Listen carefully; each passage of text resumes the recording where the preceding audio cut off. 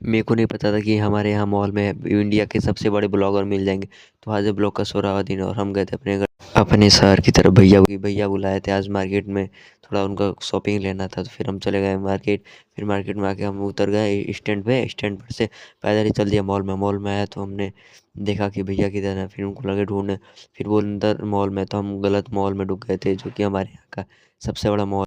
फिर उसके बाद में हम लगे उनको ढूंढने। फिर ढूंढते ढूंढते काफ़ी टाइम हो गया। फिर हम लोग ऊपर गए फर्स्ट सेकंड फ्लोर पे जाके देखा कि वहाँ पे भी कोई नहीं था। तो फिर हम जल्दी जल्दी दौड़ के चले गए। फिर दौड़ के जाके फिर लगे ढूंढने। फिर देखा वहाँ पे फ्राई पैन के मिनिमम 3 अलग अलग मॉडल थे। फिर वही देखते देखते फिर देखे वहाँ भी नहीं है। तो फिर हम चले आए नीचे दूसरे मॉल में। फिर आके हम लोग हॉल में, और फिर मैं देखा कि लिफ्ट ऊपर जा चुका था। तो फिर मैं सीढ़ी से ही लगा दौड़ के जाना। फिर मैं जैसे ऊपर पहुंचा तो उससे देखा कि भैया आ गए थे। तो फिर उनको लेके हम चले आए शॉपिंग करने। फिर वो उनको ही लेना था कपड़ा, मेरे को बुलाए थे। तो फिर आ गए, फिर उन्होंने ले लिया। फिर बैग उठाया। फिर हम लोगों ने चल दिया अपने यहाँ से 4 किलोमीटर दूर। फिर वहाँ हम लोग गए थे इसलिए क्योंकि वहाँ पर था बेड का सट्टा, क्योंकि मौसी की लड़की की शादी पड़ा था।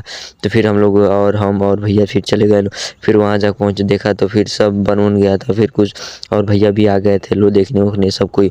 तो फिर हम लोग भी इन्हें सारा सामान देखा और पूरा सामान इतना बढ़िया था कि उतना कम दाम में कहीं बना ही नहीं था उतना।